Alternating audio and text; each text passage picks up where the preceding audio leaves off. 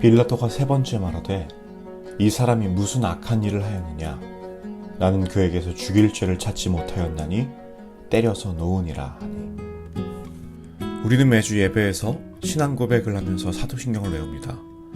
그 사도신경을 보면 예수님을 제외하곤 일반인이 딱 2명 등장합니다.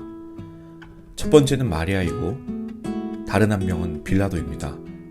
쉽게 말해서 예수님이 이 땅 위에서 태어나시고 죽기까지 직접적인 영향을 미친 사람들이죠. 사실 예수님을 죽게 만든 원인을 제공한 사람들은 꽤 많았습니다. 가룟 유다도 있고 바리새인들과 서기관들은 물론 당시 종교 지도자들이라면 말할 것도 없겠죠.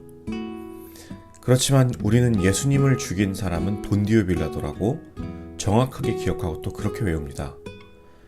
천주교와 우리 개신교를 합쳐서 통칭 기독교라고 말하는 숫자가 전 세계적으로 약 20억 명이니까 매주 20억 명이 기억하고 외치는 겁니다. 빌라도가 예수님을 죽였다고.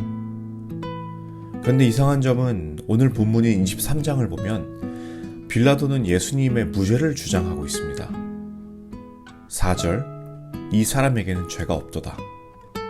14절, 이 사람에게서 죄를 찾지 못하였고 22절, 나는 그에게서 죽일 죄를 찾지 못하였나니. 사실 그렇습니다. 유대인들을 다스렸던 로마 총독이었던 빌라도는 예수님의 재판 과정에서 그의 무죄를 3번이나 선포합니다. 그러나 유대인들의 기세에 눌려 예수님을 그들 마음대로 하도록 풀어줘 버렸고 예수님은 그렇게 십자가에 매달려 죽게 됩니다. 요세푸스의 이야기에 따르면 빌라도는 이미 정치적인 실수로 인해서 전에도 유대인들이 대규모 난동을 부렸고 이런 일들이 몇 번 반복되자 공경에 처했다고 기록합니다. 그리고 오늘 본문에서도 그러한 위기를 모면하려고 스스로의 살 길을 위해 예수님을 성난 군중에게로 놓아버리게 된 거죠. 사랑하는 청년 여러분, 사실 빌라도는 예수님의 무죄를 정확하게 알고 있었습니다. 그러나 자신이 누리고 있는 것들을 지키고 또 두려워하는 것들을 피하기 위해서 하나님의 공의와 정의를 저버렸습니다. 세상의 시선이 신경 쓰이니 세상과 적당히 타협을 해버린 것이죠. 혹시 세상과 적당히 타협하며 그들에게 반쯤 발을 담그고 사는 것이 현명해 보이진 않나요?